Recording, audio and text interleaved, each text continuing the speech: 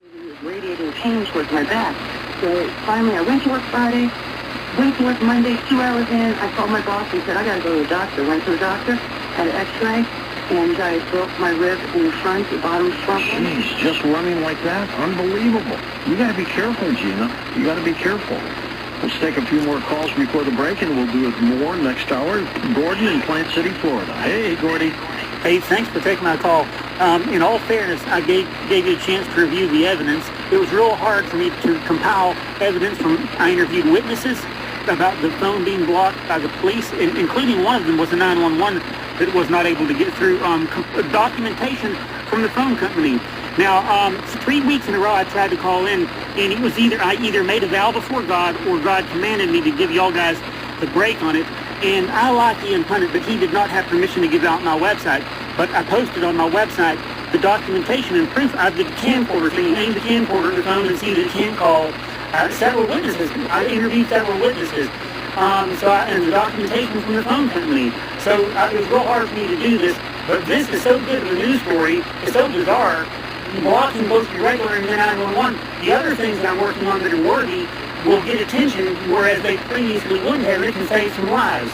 Can I give out my website just one time? Well, not yet, because you have to understand when you call in like this, Gordon, 90% of the people don't know what you're talking about, so you have to give us a little review. Okay, very good. What happened is the police wrote in a report some perjury. The dispatcher had told me to stay out of this area when I called in to report something suspicious. And the dispatcher had not done that, so I was falsely arrested. So when I called to report this perjury, the cop said that the dispatcher said A and the dispatcher didn't. You hear the audio. I have the audio on my website. They kept arguing with me, and so I called in and talked to the police chief. The dispatcher at that time says, no, you have to talk to internal affairs. And I was like, no, I don't want to.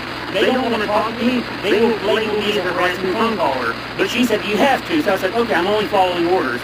So I left a message for him, and then about maybe 12 hours later, maybe a day or two later actually, there was a huge bus right on the side of the road that was dangerously parked. It was too close to the roadway, and I tried calling the police and I couldn't. And they admitted that my phone was blocked, and it remained blocked for a very large amount. It's not like I was making harassing phone calls. But you can't even call 911 without being blocked now? Well, now, it may have finally been unblocked, but let's put it this way. What if someone kidnapped one of your family members and held them for 13 years, and then they finally released them? Would you say, oh, I'd forgive them before God, but I would press charges. I would call into shows like this all the time. I wouldn't forgive them. Well, what I'm saying is that one of the times there was a huge wreck in front of our house, and they said, oh, we did not block your 911. Now, one of the times that I tried to get the public records to show that I had not made harassing phone calls, that they were the ones that asked me to speak to internal affairs, they would not release the public record. They refused and said that I had to pay like $2,000 or something, which is basically saying that we're not going to comply with the public record. Let me make one thing clear. Harassing phone calls are not justification to block regular or 911, both of which happen. But even if I had, they would have pressed charges for, say, 911 abuse or harassing phone calls. How many times do you call 911, Gordon? Only if there's an emergency, and even then I think twice about it. But what I'm saying... Yeah, but roughly, how many times have you called, let's say in the last 2 years? Over here in Hillsborough County, which is away from there was a couple of neighbor incidents, but it was away from, I was not in their area. It's just like once in a blue moon when something very bizarre happens, like a wreck. So you're not like calling them 10 times a day? No, absolutely not. No, if I had have done that, the Lakeland Police Department is the most corrupt police department on the planet. That's a well-known fact. You can bear this out by just searching for them. They're worse than the Louisiana police who were gun grabbers in the trainer. But what I'm saying is it was 3 weeks in a row after I finally got the evidence compiled, and they kept not releasing. Look, a normal person would have gone to the city council back when it happened, but back then things were corrupt. And if I'd gone to the city council back then, they would have come out and said, oh, this guy's a harassing phone caller. And since they would not let me have the audio of my last unblocked call to show that they were the ones that asked me to call internal affairs. If you're unblocked now, why are you chasing this story still? No, hold on. What? My phone was blocked for like 13 years, and it puts lives in danger. 13 years? Yes, I kept trying to get the release of the public records. I went to a whole bunch of people and talked to them, and wrote to like the Attorney General, the State Attorney, talked to the Sheriff, and they kept not doing anything. But listen, you've had about 1 or 2 weeks to review the evidence, and you listened to the video. You saw that there was damning evidence that it was blocked, right? Well, it's a weird story. I'll give you that. But listen, since you saw the evidence is valid, I believe that it's justified that I can give my website out. All right, give it out. GordonWatts.com or GordonWayneWatts.com. GordonWatts.com. It sits on GoDaddy. GordonWayneWatts.com. That sits on HostGator. And I'm Gordon Wayne Watts, who used to live in Lakeland. You can Google Gordon Wayne Watts. Something really odd happened. Bing is a search engine, and they had it highly ranked. Ian Conant was good enough to let me give him a Google search, and it was able to be found. Now it's not findable in Bing by that same search. The web that's interesting. The Google may have taken it off. Hey, we've got to run. We're at the top of the hour. More open lines when we come back. Coast Insiders, the new version of the Coast to Coast AM app is now available for iPhone and now Android 4.0 and above. Listen live or on demand, anywhere, anytime. Go to coasttocoastam.com and download it today. These can happen anytime, day or night. That's why you can count on us to be here 24/7. We're Talk 1430 and Talk 96.7. Welcome to the Legal Show. This is your host, Tony Dodds. To call into the show today, the phone number is 863-682-1430. That's 863-682-1430. If you would like to get a hold of me at my office, the phone number there is 863-688-2389. That's 863-688-2389. My office is conveniently located in downtown Lakeland at 904 South Missouri Avenue, just behind the old Southside Dry Cleaners. I thought we would talk about the First Amendment today. That was a suggested topic that I put out feelers for over the weekend to try to figure out what might be something that everybody would like to talk about and hear about. I've got several topics that are coming up in the next few weeks based on that posting that I made through Facebook. And it's neat to have that kind of interaction with people that listen to the show so that they can give me some interaction as to what they would like to talk about. But it was amazing when I started going back and looking through the First Amendment and all that it does. It clearly shows why it's the First Amendment to our Constitution, so that it protects as many rights as possible for us, and so that we're able to determine basically a lot of things that keep the government from intruding on us. I believe that we actually already have a caller calling into the show. Yes, go ahead, caller. Yeah. Yes, this is Gordon.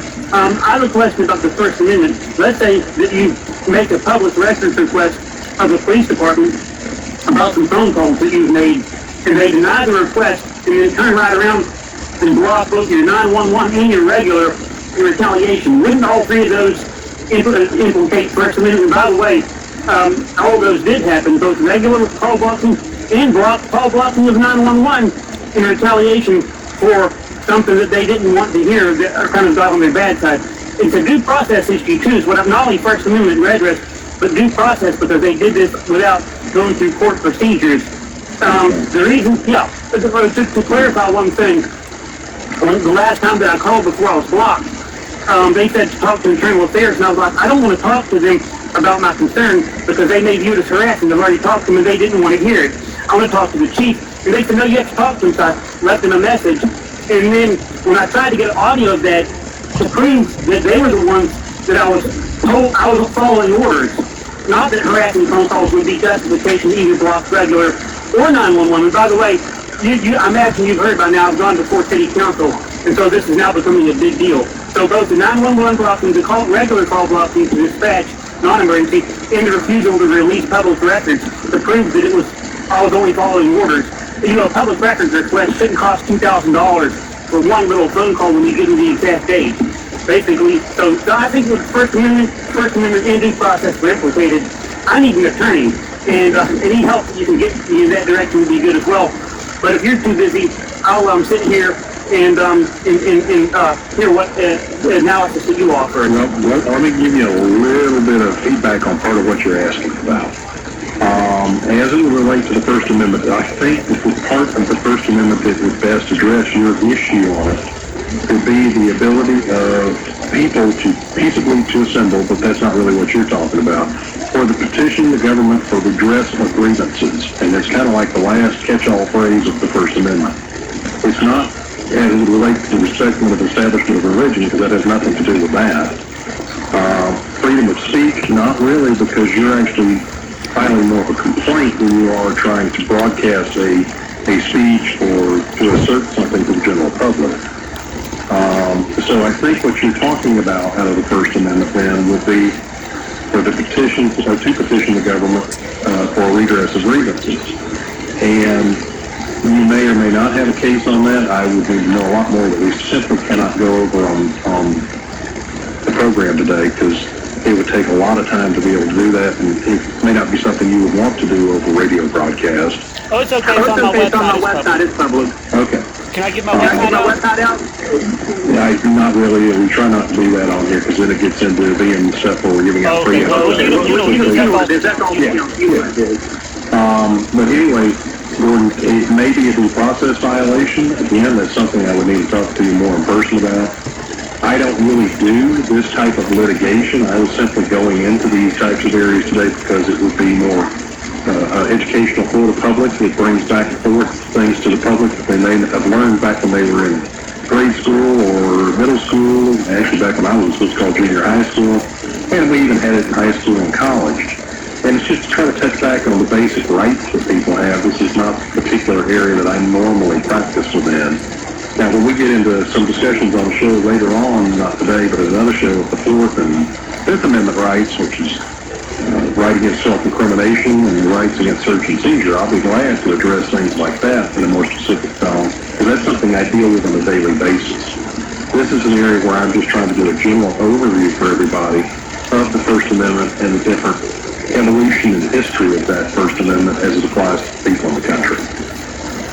I hope that helps a little bit, but it may not be helping you much with your specific problem.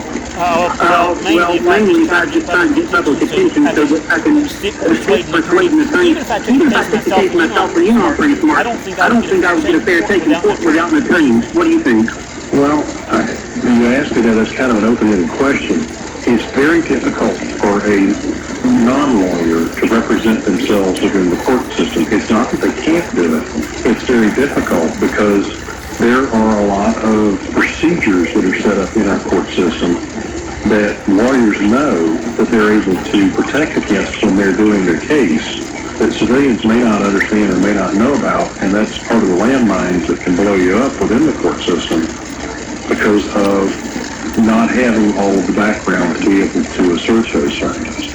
Oh, just one last thing to clarify. Even since they denied me a public records request, which is very basic, that gives me the impression that they were unfair. And if I were to go to the court now, most judges may be good, I don't know. But if the police department denied me something that's a basic right, then they would not have denied a rich lawyer that has a big name. It gives me the impression that the judges would do the same. So my knowledge base is not as strong as that of a real lawyer, but I did almost win the Terry Shiloh case by myself, making me think that I could do a good job as a lawyer on my case. But I think that the court system would be unfair. And I know that if it's in an unhappy position, if I asked you, judges would do that. But I think that some judges are good, but I think some of them would treat me differently, even if I did the same as a lawyer. And I'm not going to say that, though, Gordon, because I know these judges in our circuit, particularly, we have a great group of judges, and they're not going to turn somebody down that's got a legitimate claim, but there may be procedures that you don't follow correctly. Okay. And that's always the problem, and that's why it's better to have a lawyer in all circumstances. I never recommend anybody trying to represent themselves in court. Even lawyers shouldn't represent themselves in court. We got to go to break here shortly, Gordon, and I sure appreciate your calling in today. And keep on listening, and you are now listening to Talk 1430 and Talk 96.7, and I'll talk to you more after the break. I'm the timestamp secretary. For all those listening out there, the Register, political editor and editor-in-chief Gordon Wayne Watts. I'm the timestamped I was calling into Tony Dodds' Legal Eagle show. August 12th. Public's time, 5:14. Okay, that didn't turn out too well. Let me try it again. I'm calling the time and temperature, but I didn't mute it quick enough. I talked over it. Here we go. Today is Monday, August 12th. Public's time, 5:14. Current temperature, 88 degrees. Some showers and thunderstorms today, highs. Okay, that was Monday, August 12th, 2014. But what year? I know that I know what year we're in, but I'm going to timestamp it as 2019 with no weather. Now listen real closely. Thank you for calling your National Weather Service office for the Tampa Bay area. This menu will provide you with recorded forecast and other weather service offices. Now for the official National Weather Service forecast, 8:30 p.m. Monday, August 12th, 2019 for the KHB 32 listening area for the following counties in Florida: Hillsborough, Pasco, Pinellas, including the cities of Newport Richey, Zephyr Hills, Clearwater, St. Petersburg, Brandon, and Tampa. Tonight, mostly cloudy with isolated showers and thunderstorms. Okay. Cloudy and thunderstorms. Notice that they said Monday, August 12th, 2019. So I've timestamped it. Okay, here we go. Alrighty. On this end, I think I'm going to cut the recording off. On the radio end, it's still recording. I think I'll leave that sucker going for a little bit. Okay, this is political editor, and legal editor, and editor-in-chief of the Register, GordonWatts.com, GordonWayneWatts.com, reporting live from Plant City, Florida, calling into the Lakeland, Florida, Talk 1430 show, Legal Eagle, with Tony Dodds. He's a lawyer. He's a conservative like me. He was good enough to take my call, even though this is not his area of specialty. So this relates to the police corruption incident that's already front page news in other areas. Okay, thank you for listening, reading, and watching, depending on whether you're on YouTube, my website, or elsewhere. Political editor and editor-chief of Gordon Wayne Watts, reporting live from Plant City, Florida. Plant City and Lakeland are next to each other, and both between Orlando and Tampa. The money was really never the point. In fact, I don't think that was ever raised as part of a case. The whole issue was the right to a jury trial. We had a caller. Yes, caller. Yeah, I want to know if the Seventh Amendment trial by jury is sufficient to warrant a trial by jury for a criminal offense if it's a small misdemeanor. There was some disagreement, and this actually touches a real matter. But I'll just ask in general terms because that's good enough. Okay, yeah, I'll be glad to answer that. That particular amendment really only, and there's a bunch of case law on this, only applies to the federal government. It has not been held to apply to the state governments. So when we're talking about misdemeanors, there are federal misdemeanors. But this particular amendment deals with civil courts and civil process, not criminal courts. So we're having to go into a different amendment and a different set of rules and regulations as to when you're entitled to a jury trial within a criminal court system, and I don't mind even addressing that as it would relate to our state courts, because that one's fairly easy to deal with. Oh, okay. It was when I was arrested for supposedly interfering with a police investigation, and I demanded a trial by jury, but they wouldn't give me one, and my public defender admitted to me later in an email after he retired that they denied me that, but he wasn't sure if the Seventh Amendment covered it or not. And so he's gone, but you're not. And so I want to find out from you whether I can go back and sue him in federal court for it. The Seventh Amendment would not cover that. So you would not have a suit using the Seventh Amendment in federal court to deal with it. However, depending on what that charge was for interfering with the investigation, was it charged as resisting an officer without violence? Or was it... I believe it was. It was something to do with, basically, yes. Then you had a right to a jury trial because that is a first-degree misdemeanor in the state. So even under our state laws, you would have had a right to a jury trial on that. And there are some judges that try to say, well, I'm going to issue an order of non-imprisonment, so therefore you're not entitled to a jury trial. That's not technically correct, except on second-degree misdemeanors, where the exposure for punishment is only 60 days in the county jail. And if they waive that under those, then you're not entitled to a jury trial. Hey, man, I'm becoming real famous. Can you represent me? I'll give you $500,000. I appreciate the offer on that. I don't do civil suits, though, in federal court based on things like that. If you wanted to contact my office, at the 863-688-2389 number. Even if you don't need to come in, we could do most of the consult over the phone. I might be able to talk to you about whether or not you might be entitled to a new trial out of it, because we might be able to go back in. How long ago did this occur? Well, this was in 2003, but there was a lot of obfuscation in the statute of limitations can be told whenever a person didn't have a fair chance, and I'm going to invoke tolling of the statute of limitations. Well, I hear you. You can say you're invoking it, but ultimately a judge has got to make that determination. And so to be able to set it aside, we would need to file motions within the criminal court. There's probably going to be some time bars on that based on, we're talking 16 years later now. Yeah. Most of those have to be held within, or done within 2 years of when the actual conviction occurred. So I would love to tell you that it's something that's dealt with under the 7th, but unfortunately there's a bunch of case law that exists that says the 7th Amendment is one of the few amendments that only applies to the feds. However, most of the states have adopted their own sets of rules and their own amendments that provide for a jury trial in civil cases if the person requests it. We're talking again civil cases. Criminal cases, there are a whole set of different rules, and that's going to be something like I just addressed. Before I forget it, there was something you said the last time. You said that even if a person was an attorney, they should not represent themselves. Why would a person be advised against representing themselves if they were an attorney and they knew the ins and the outs? Okay, well, the problem is I'll give you a good answer to that one. They're emotionally involved in the case because they're the actual subject of the case. Okay. And I've seen way too many instances where the person who is emotionally involved in it makes a bad decision as to how to deal with the case based on their emotional involvement rather than taking a subjective view and using facts and applying them to the law.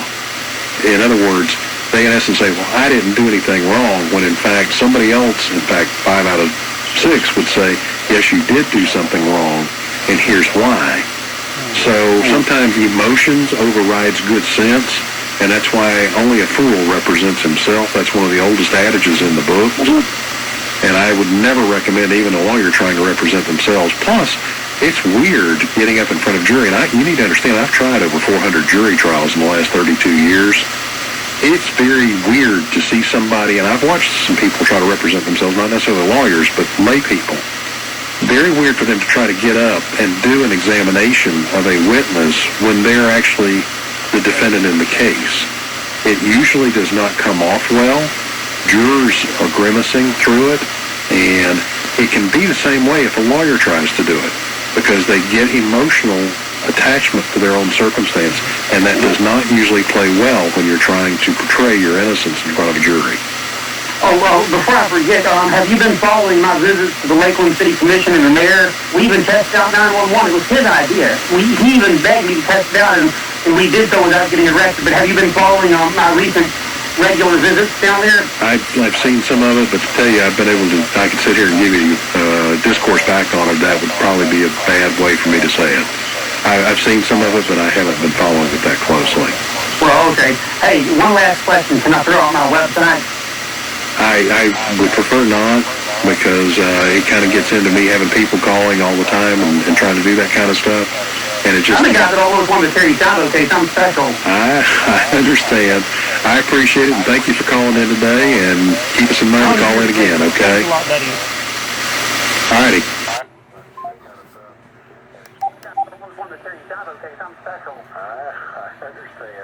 I appreciate it. Thank you for calling in today, and keep us in mind to call in again, okay? Alrighty. Anyway. Are not in agreement on where that will happen.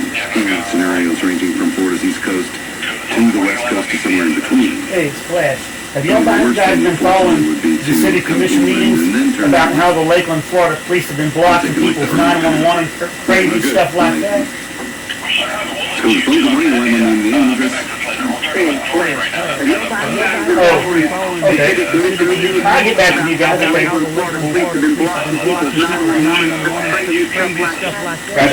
Once you get on that, come back to us later. We're talking about Dorian right now. That's kind of, Hurricane Dorian is the main focus at the moment to Flash. I'll get back to you guys, okay. Let us program the show, and you can be a listener. I do.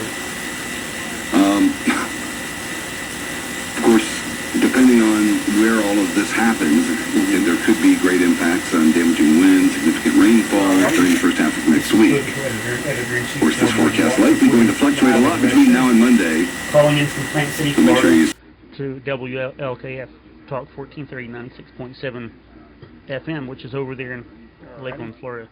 6:14 a.m. Friday, August the 30th of 2019. Reporting live from from Plant City, Florida.